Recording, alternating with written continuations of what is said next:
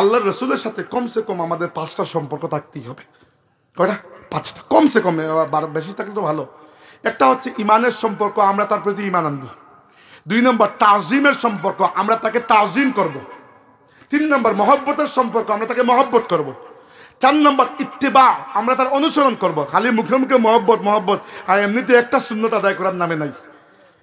আর 5 নম্বর নুসরাত, আল্লাহর নবীর দ্বীনের খেদমতে আমরা আল্লাহর নবীকে সাহায্য করব। ওয়াজ মাহফিল কি জন্য? এই নুসরাতের কারণে, যে আমরা আল্লাহর নবীর দ্বীন একে অন্যের কাছে পৌঁছে দিচ্ছি। নবী তো দায়িত্ব দিয়ে গেছেন, নইলে তো আমাদের কাজ ছিল না। নবী বলে গেছেন ফাল ইউবাল্লিগু শাহিদুল গাইবা বাল্লিগু আন্নি ওয়ালাউ আয়াতান, একটা আয়াতও যদি তুমি জানো অন্যের কাছে পৌঁছে দাও। এবার এই যে সম্পর্কগুলা, ইমানের সম্পর্ক প্রথমত আমরা অলরেডি কথা বলেছি, তাজিমের সম্পর্ক। শুধু একটা ঘটনা বলে তাজিমের সম্পর্ক কিরূপ হতে পারে আল্লাহর হাবিবের সাথে। এটা আমার কাছে সর্বোচ্চ পর্যায়ে, এর থেকে বড় পর্যায়ের আমার কাছে অন্ততপক্ষে কিছু নাই, আমি খুঁজে পাই নাই। সেটা হচ্ছে রাসূল পাক সাল্লাল্লাহু আলাইহি ওয়াসাল্লাম একবার একটা জায়গায় গেছেন বিচার করতে। তো আবু বকর রাদিয়াল্লাহু আনহু সহ বাকি সাহাবীরা মদিনায় রয়ে গেছেন। নামাজের সময় হয়ে গেছে। সহিহ বুখারী কিতাবুল জানাজা অধ্যায়ের মধ্যে, জানাইজ অধ্যায়ের মধ্যে হাদিসটা পাবেন। তো নামাজের সময় হয়ে গেছে।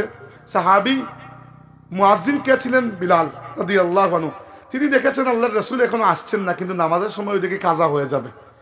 তো তিনি আবু বকর সিদ্দিক রাদিয়াল্লাহু আনহুকে বলেছেন যে আপনি ইমামতি করুন। আবু বকর রাদিয়াল্লাহু আনহু প্রথমে তো না করেছেন অবভিয়াসলি, কিন্তু পরে দেখা যাচ্ছে যে না, আদব ঠিক আছে কিন্তু নামাজের ওয়াক্ত কাজা হয়ে যাচ্ছে। তো তিনি ইমামতি করতে শুরু করেছেন। 1 রাকাত বা 2 রাকাত নামাজ শেষ করার পরে, 1 রাকাত নামাজ শেষ করার পরে রাসূলুল্লাহ সাল্লাল্লাহু আলাইহি ওয়াসাল্লাম চলে আসছে এবং চলে এসে সবার পেছনের কাতারে যখন তিনি এসেছেন, ওই কাতারের লোকেরা বুঝতে পেরেছেন আল্লাহ নবী এসেছেন। তারা একটু সাইড দিয়ে দিয়েছেন যে আল্লাহর রাসূল যেন আগে চলে যান। অন্যদের ক্ষেত্রে এই প্রটোকল নয়, আপনি যেখানে দাঁড়িয়েছেন সেখানেই দাঁড়াবেন, যত বড় আপনি এমপি হন না কেন। কিন্তু রাসূলের জন্য প্রটোকল ভিন্ন। তিনি কেন উম্মতের পেছনে থাকবেন? কিন্তু উম্মতের সামনে থাকতে হবে। তো তিনি যখন এক ধাপ সামনে গেছেন, ওই পেছনের সারির সবাই তাকে ভালোভাবে দেখতে পেয়েছে। এবার আগের সারি যারা, আগের কাতার, এদেরকে তারা বুঝাবে, সাহাবীরা বুঝাবেন যে আল্লাহ নবী এসেছেন। কিভাবে বুঝাবেন? তখনও লুকমা দেওয়ার বিষয়টা আল্লাহর রাসূল শিখান নাই সাহাবীদেরকে। তো সাহাবীরা তাসফিক করেছেন। তাসফিক মানে হচ্ছে হাততালি। এই এক হাতের উল্টো দিকে আরেক হাতকে এরকম তাসফিক করেছেন। তাসফিকের আওয়াজ শুনে 2 নম্বর কাতার, পেছন থেকে 2 নম্বর কাতার, তারা বুঝতে পেরেছেন যে আল্লাহর রাসূল মনে হয়ে এসেছেন। তারাও কাতার ছেড়ে দিয়েছেন, একটু সাইড দিয়েছেন। আল্লাহর নবী 2 নম্বর কাতার পেছন থেকে 3 নম্বর কাতারে গেছেন। এভাবে এক কাতার করে সামনে যান আর সাহাবীরা তাসফিক করেন, এর পরের কাতারে যান, একটু লাইনটা ভাঙ্গে পরের কাতারে যান। এভাবে যেতে যেতে একেবারে সামনের কাতারে যখন চলে গেছেন, তখন পুরো মসজিদে খালি তাসফিক আর তাসফিক চলতেছে। সবাই হাত এরকম হাত বাড়িয়ে দিচ্ছেন। কি জন্য? ইমামকে আগাহ করার জন্য যে রাসূলুল্লাহ এসেছে। ইমামকে আবু বকর সিদ্দিক। আবু বকর সিদ্দিক তো আমাদের মতো নামাজ পড়েন না, যে একটা মশা গেলেও আমরা বুঝতে পারি যে যাইতেছে। আবু বকর সিদ্দিক যখন নামাজ পড়তে শুরু করতেন, তখন দুনিয়া ভুলে নামাজ পড়তে শুরু করতেন। তিনি খেয়ালই করতেছেন না যে পেছনে কিছু চলতেছে। সহিহ বুখারী শরীফের হাদিস, কাহিনী শরীফ বলতেছি না, বুখারী শরীফ বলতেছি। তো এবার আবু বকর রাদিয়াল্লাহু আনহু অনেকক্ষণ তাসফিকের পরে বুঝতে পারলেন যে সম্ভবত রাসূলুল্লাহ সাল্লাল্লাহু আলাইহি ওয়াসাল্লাম তাশরীফ এনেছেন। তিনি হালকা পেছনে ফিরে এরকম দেখলেন, বুঝতে পারলেন আল্লাহর নবী ঠিকই এসেছেন। তিনি নামাজরত অবস্থায় ইমামতি ছেড়ে পেছনে আসতে শুরু করলেন। এবার রাসূলুল্লাহ সাল্লাল্লাহু আলাইহি ওয়াসাল্লাম তাকে পিঠের মধ্যে হাত দিয়ে এরকম ধাক্কা দিয়ে বললেন যে আমসিক মাকানাক, তোমার জায়গায় থাকো। আবু বকর রাদিয়াল্লাহু আনহু আবার জায়গায় ফিরে গেলেন। নামাজ চলতেছে, কিন্তু নামাজ এখনো ভাঙে নাই। নামাজ এখনো বাংলায় চলতেছে, জামাত চলতেছে। আবু বকর রাদিয়াল্লাহু আনহু এখানে গিয়ে ইমামতি আর করলেন না। তিনি আল্লাহর কাছে দোয়া করলেন, আল্লাহ তোমার নবী আমাকে ইমামতি করার যোগ্য মনে করেছেন, তোমার শুকরিয়া। এই দোয়া করে তিনি আবার টক করে পিছনে চলে আসলেন। এখন জামাত চলতেছে, কোনো ইমাম নাই। এরকম সময় জামাত চলতেছে, কোনো ইমাম নাই, কারণ রাসূলুল্লাহ প্রথম কাতারে, আবু বকরও প্রথম কাতারে চলে এসেছেন। মেহরাব খালি। যেই মাত্র আল্লাহর রাসূল দেখলেন মেহরাব খালি, তিনি 2 পা বাড়িয়ে মেহরাবে চলে গেলেন এবং পরবর্তী জামাত তিনি আদায় করলেন। শুরু থেকে নয়, যেখানে আবু বকর ছেড়ে এসেছিলেন রাসূল পাক সাল্লাল্লাহু আলাইহি ওয়াসাল্লাম, সেখান থেকে নামাজ শেষ করলেন। শেষ করার পরে তিনি জিজ্ঞেস করলেন আসল বিষয় যেটা, যে ইয়া আবা বকর মা মানাকা আন তাসবুতা ইজ আমারতুক, হে আবু বকর আমি যখন তোমাকে বললাম জায়গায় থাকো, নামাজটা শেষ করো, তুমি কি জন্য আমার কথা রাখো নাই? কি জন্য জায়গায় থাকো নাই, ছেড়ে আসলে জায়গা কি জন্য? তিনি জবাব দিলেন, ইয়া রাসূলুল্লাহ মা কানা লি ইবনি আবি কুহাফাতা আন ইউসাল্লিয়া বাইনা ইয়াদাই রাসূলিল্লাহ। ইয়া রাসূলুল্লাহ সাল্লাল্লাহু আলাইহি ওয়াসাল্লাম, আবু কুহাফার ছেলে অর্থাৎ আমি আবু বকরের এমন কি সাহস, এমন কি যোগ্যতা যে মুহাম্মদুর রাসূলুল্লাহ পেছনে নামাজ পড়বে আর আমি সামনে দাঁড়াবো? ইয়া রাসূলুল্লাহ এটা মানা আমার পক্ষে সম্ভব ছিল না। এই হচ্ছে আদবের সম্পর্ক। উরওয়া ইবনে মাসউদ সাকাফি হুদায়বিয়ার প্রান্তরে এসে কাফিরদের পক্ষ থেকে এসেছিলেন, এসে মুসলমানদের অবস্থা দেখে মক্কায় গিয়ে বললেন, এই মক্কাবাসী, মুসলমানদের সাথে যুদ্ধ করার চিন্তা বাদ দাও, কারণ তাদের মধ্যে তাদের নবীর যে ভালোবাসা, যে তাজিম, এইটা তোমরা অর্জন করতে পারো নাই। তোমাদের লিডারকে ছেড়ে বাকিরা দৌড় দিবে উঠে, কিন্তু মুসলমানদের অবস্থা এরকম। ওয়াল্লাহি ইন্নী قد وفدت الى النجاشي والقيصر والقسرى, আমি আফ্রিকায় গিয়েছি রাজ দরবারে, নাজাসির দরবারে, আমি রোমান সাম্রাজ্যে বাদশাহ কাইসারের দরবারে গিয়েছি, আমি পারস্য সাম্রাজ্যে খুসরুর দরবারে গিয়েছি। ওয়াল্লাহি মা রাআইতু মালিকান কাত্তুন ইউআজ্জিমুহু আসহাবাহু মা ইউআজ্জিমু আসহাবু মুহাম্মাদিন মুহাম্মাদা। আল্লাহর কসম করে বলছি, মুহাম্মদুর রাসূলুল্লাহ সাল্লাল্লাহু আলাইহি ওয়াসাল্লামের সাহাবীরা মুহাম্মদুর রাসূলুল্লাহকে যেভাবে তাজিম করেন, দুনিয়ার অন্য কোন প্রজাকে, সেই রাজাকে এরকম তাজিম করতে আমি কখনো দেখি নাই। রাসূলুল্লাহর ব্যাপারে যে কোনো কিছু বলতে চুপ। আল্লাহ বলেছেন যে সাহাবীদেরকে বলেছেন, ওয়ালামু আন্না ফিকুম রাসূলুল্লাহ, এই খেয়াল করো তোমাদের মধ্যে যিনি আছেন তিনি আল্লাহর রাসূল। এটা কি জন্য? এটা সতর্ক করার জন্য যে কোনো কথা বলার সময়, ধরেন হাদিসে এসেছে, কুরআন শরীফে এসেছে যে রাসূলুল্লাহর সামনে আওয়াজ উঁচু করতে নাই, তাই না? এটা যখন রাসূলুল্লাহ দুনিয়াতে ছিলেন তখনও, যখন বিদায় নিয়েছেন তখনও। আমাদের নবী হায়াতুন নবী, আমরা যখন রওজা শরীফে যাই, দুনিয়ার মধ্যে সবচেয়ে আদবের জায়গা হচ্ছে রওজায়ে রাসূল সাল্লাল্লাহু আলাইহি ওয়াসাল্লাম। আর দুনিয়ার নফল নেকির মধ্যে সবচেয়ে শ্রেষ্ঠ নেকি হচ্ছে রওজায়ে রাসূলে হাজিরে দেওয়া। হ্যাঁ, ফরজ করেন না আল্লাহ রাব্বুল আলামিন, সবার জন্য সম্ভব না, হয়তো টাকা পয়সাও কুলাবে না, স্বাস্থ্যও কুলাবে না, কিন্তু নফল নেকির মধ্যে সবচেয়ে শ্রেষ্ঠ সাহাবায়ে কেরামের দাইমি সুন্নত ছিল আল্লাহর হাবিবের রওজা শরীফে হাজিরে দেওয়া।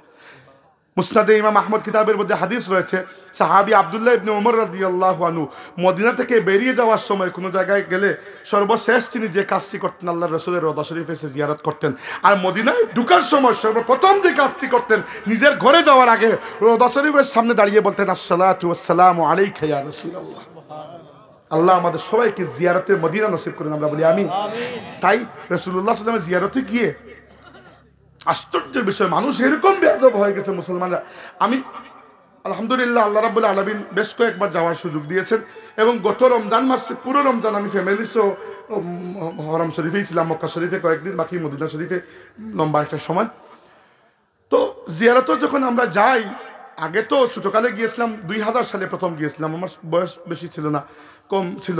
তো তখন দেখেছি তখনও মানুষের মধ্যে যথেষ্ট আদবের একটা বিষয় ছিল।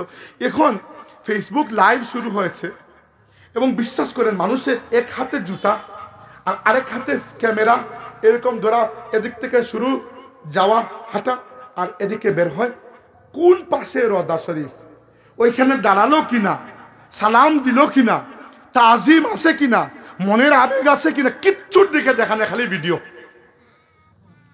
ওইখানে গিয়ে আপনি ভিডিও করে কাকে দেখাবেন? যাকে দেখানোর কথা তাকে বলবেন ইউটিউবে ঢুকে সার্চ দিতে, ওখানে 24 ঘন্টা বড় ক্যামেরা দিয়ে তারা নিজেরাই ভিডিও করতেছে। হারামাইনের চ্যানেল আছে না, তো আপনার যদি দেখার দরকার হয় এখানে দেখতে পারেন। আপনার নিজের এই ফালতুকে মোবাইল দিয়ে ভিডিও করা, এর মধ্যে এর থেকে বেশি আশ্চর্যের বিষয় কি জানেন? আমি নিজের চোখে দেখেছি, একজন ভিডিও করে কথা বলতেছেন আর ওদিকে রওজা শরীফের জিয়ারতের লাইনে আছেন, ভিডিও করলে যে কথা বলতেছেন নিজের ঘরের মহিলার সাথে। এবার আপনি যখন এরকম মোবাইল ধরবেন আর ভিডিও কলের ওই পাশে আপনার ওয়াইফ বা বোন বা মা যিনিই থাকেন না কেন, আমি আদবের সাথে বলছি, পেছনের মানুষরা কি দেখতেছে না? তো আপনি কি আপনার বউকে দেখানোর জন্য নিয়ে আসছেন নাকি এখানে সবার সামনে মোবাইল? তো এটা কি, আমরা কি শিখলাম? এবং এটা সবচেয়ে বেশি করে বাঙালি, পাকিস্তানি, ইন্ডিয়ান, ওই আমাদের এলাকার মানুষেরা। আপনি নর্মালি ইউরোপিয়ান আমেরিকান মুসলমান যারা বা আরবি মুসলমানদেরকে এই কাজে পাবেন না। এবং বাধ্য হয়ে কাবা শরীফের প্রধান ইমাম যিনি শেখ আব্দুর রহমান সুদাইস, তিনি একবার খুতবার মধ্যে বলেছেন যে এইটা আপনার আল্লাহর রাস্তায় বন্ধ করুন। নর্মালি তারা এই ধরনের কথা বলেন না, কিন্তু বাধ্য হয়েছে, যে হারে এটা শুরু হয়েছে। আমি দেখি, আমি রমজান মাসে, চিন্তা করেন রমজান মাসে প্রায় হজের সমান ভিড় থাকে, খুব বেশি ভিড়, এবং কাবা শরীফের পাশেই যাওয়া যায় না, এত ভিড়। এর মধ্যে কোনো মতে চলে গেছি, আমার মা এবং আমার ওয়াইফের সাথে ছিলেন, তাদেরকে দূরে রেখে গেছি, তোমরা যাও দোকানে, আমি আর আমার ভাই গেছি পাশে। তো গিয়ে দেখি একজন কাবা শরীফের গিলাফে ধরে কোনো মতে লটকে আসেন, হাজারে আসওয়াদের চুমা দিবেন এই লাইনে, এবং হাতের মধ্যে ভিডিও ক্যামেরা, ব্লগিং করতেছেন। তো আপনার ভিডিও ব্লগিং করার ওইটাই জায়গা? একটু আদব দেখাবেন না? একটু আদব দেখাবেন না? আল্লাহর ওয়াস্তে যাদেরকে আল্লাহ সুযোগ দেন, দয়া করে এই আদবের সম্পর্কটা রক্ষা করবেন। আর দ্বিতীয়ত, রাসূলুল্লাহর সামনে আওয়াজ নিচু করার আরেকটা অর্থ বর্তমান যুগে, এটা অর্থ হচ্ছে কেউ যদি আপনাকে বলে যে নবী এই কথা বলেছেন, আপনি চুপ করে যাবেন, খালাস। আপনি বলবেন না যে নবী বলেছেন তো কি হয়েছে, নাউজুবিল্লাহ, ঈমান চলে যাবে। হ্যাঁ, পরে ঘরে গিয়ে দেখবেন আসলে হাদিসটা সহি কিনা, ওই ব্যক্তি ঠিক কথা বলছে কিনা, কিন্তু একটা মুহূর্তের জন্য আপনি চুপ করে যাবেন। নবী বলেছেন, তার মানে আপনার কথা শেষ, দি এন্ড। এখানে আরবদের একটা অভ্যাস আছে, আমি দীর্ঘদিন মিশরে ছিলাম, খুব বেশি দিন না, 6.5 মাসের মতো। আর সৌদি আরবে বেশ কয়েকবার যাওয়ার তৌফিক হয়েছে, কাতার বা ইত্যাদি দেশে, আরব দেশগুলোতে। তো তাদের একটা অভ্যাস আছে, যত ঝগড়ার মধ্যে, যত মারামারির মধ্যে থাকুক না কেন, আপনি কোনোভাবেই তাদের দুইজনকে আলাদা করতে পারছেন না। দুই লোক মারামারি করতেছে, আপনি গিয়ে যদি এখানে চিৎকার দিয়ে বলেন, জোরে করে একটু ধমক দিয়ে, সাল্লু আলান নবী, নবীর উপর দুরূদ পড়ো, দেখবেন তারা ঝগড়া বাদ দিয়ে দুরূদ পড়তে শুরু করেছে। এটা একটা ভালো অভ্যাস তাদের মধ্যে। এই জন্য আরবদের ঝগড়া থামানোর, মিশরে আমি মাঝে মধ্যে ওই যে মাইক্রোবাস চড়তাম একটা এলাকা থেকে আরেকটা এলাকায় যাওয়ার জন্য। তো মিশরের ড্রাইভারদের অবস্থা খুবই খারাপ, আমাদের ঢাকার ড্রাইভারদের মতো। একটা আরেকটার সাথে গাড়ি লাগাইতেছে, ধাক্কা মারতেছে, মারার পরে চিৎকার চেঁচামেচি, একটা আরেকটার সাথে ঝগড়া। অনেকক্ষণ পরে, কতক্ষণ ঝগড়া হয়ে যাওয়ার পরে, প্যাসেঞ্জারদের মধ্যে থেকে একজন হচ্ছে চিৎকার করে বলে, সাল্লু আলান নবী, শেষ, ঝগড়া শেষ। তো এটাই হচ্ছে আদব। এই আদবের সম্পর্ক আমাদেরকে রক্ষা করতে হবে। হাজিরি, আর বক্তব্য লম্বা করার সময় নেই, আমার সময় অলরেডি 1 ঘন্টার ওভার হয়ে গেছে। আমি কথা শেষ করে আনছি। কুফর নিয়ে কথা বলতে পারলাম না, দুঃখিত। ইমান নিয়ে বলতেই সময় শেষ হয়ে গেছে। আমাদের ইমানের একমাত্র আনডাউটেড সোর্স রাসূলুল্লাহ সাল্লাল্লাহু আলাইহি ওয়াসাল্লাম। কোরআনকে আমি ডাউটেড বলছি না, নাউজুবিল্লাহ, কোরআনও আনডাউটেড, কিন্তু কোরআন যে আল্লাহর কালাম সেটাও নির্ভর করে নবীর উপর ঈমান আনার মাধ্যমে। নয়তো কোরআন তো আল্লাহর কালাম আমরা জানি, অন্যরা তো বিশ্বাস করে না, কাফিররা তো বিশ্বাস করে না। কেন করে না? তারা মনে করে নবী কোরআনকে মিথ্যা কথা বলে আল্লাহর কালাম বলেছেন, নাউজুবিল্লাহ। আমরা জানি নবী সত্য বলেছেন, এই জন্য আমরা বিশ্বাস করি কোরআন আল্লাহর কালাম, তাই তো? তাই সব কিছুর জড় বুনিয়াদ হচ্ছে তসদিক মুহাম্মাদিন সাল্লাল্লাহু আলাইহি সাল্লাম। আর ঈমানকে হাসিল এবং মজবুত করার হাতিয়ার হচ্ছে আল্লাহর রসুলের প্রতি ঈমান, আল্লাহর রসুলকে তাজিম, আল্লাহর রসুলকে মহব্বত, আল্লাহর রসুলের ইত্তেবা।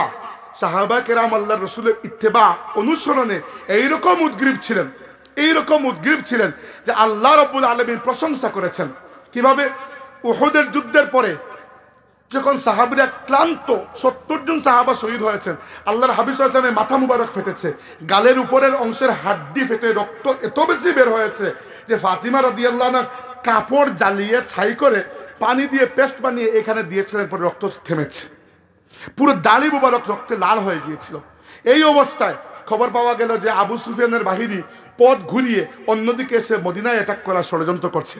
আল্লাহর নবী এই অবস্থায় সাহাবীদেরকে বলেন, চলো। আবার সব সাহাবীরা আহত অবস্থায়, রক্ত বেয়ে বেয়ে পড়ছে, ক্লান্ত। প্রত্যেকটা সাহাবী আল্লাহ রসুলের ডাকে লাব্বাইক বলে আবার জিহাদের পথে রওনা দিলেন। আল্লাহ প্রশংসা করেছেন, জিহাদ হয় নাই, কারণ পরে দেখা গেছে হুদাই তারা আগেই পালিয়ে গেছে, কিন্তু আল্লাহ প্রশংসা করেছেন আল্লাযীনা ইসতাজাবু লিল্লাহি ওয়া লিররাসূলি মিন বা'দি মা আসাবাহুমুল কারহ। যারা আহত হওয়ার পরেও, কষ্টে একেবারে নিজের ইনজুর্ড হওয়ার পরেও, রক্তাক্ত হওয়ার পরেও যারা আল্লাহ এবং রাসূলের কথায় লাব্বাইক বলে, আল্লাহ তাদের উপর সন্তুষ্ট হয়ে গেছেন। এই জন্য ইত্তেবা খালি মুখে মুখে নয়, সুন্নতের উপর আমল করুন। মুহাদ্দিস সাহেব হুজুর রহমতুল্লাহি আলাইহি, লারাই মুহাদ্দিস সাহেবের কথা বলছি, বলেছিলেন, আমাকে কিছু নসিহত করেছিলেন। এর মধ্যে একটা হচ্ছে, যেখানে বসবেন, যে কথাগুলো বলবেন না কেন, সেই সাথে মানুষকে একটা নসিহত করে আসবেন, সুন্নতের উপর আমল করা। এটা আমাদের বুজুর্গদের একটা পদ্ধতি। সেই মুজাদ্দিদে আলফে সানি রহমতুল্লাহি আলাইহি মানুষের কাছে চিঠি পত্র লেখার সময় চিঠির বিষয় অন্য কিছু, কিন্তু চিঠি লেখা শেষ হওয়ার পরে জরুরি কথা বলার পরে নিচে সুন্নতের উপর আমল করার গুরুত্ব লিখে দিতেন। এইভাবে করে করে তিনি উপমহাদেশে সুন্নত জারি করেছেন, নইলে শিয়ারা উপমহাদেশে বিদআত জারি করে রেখেছিল। তিনি সুন্নিয়তের ঝান্ডাবাহী। তো আমাদেরকেও এটা হতে হবে।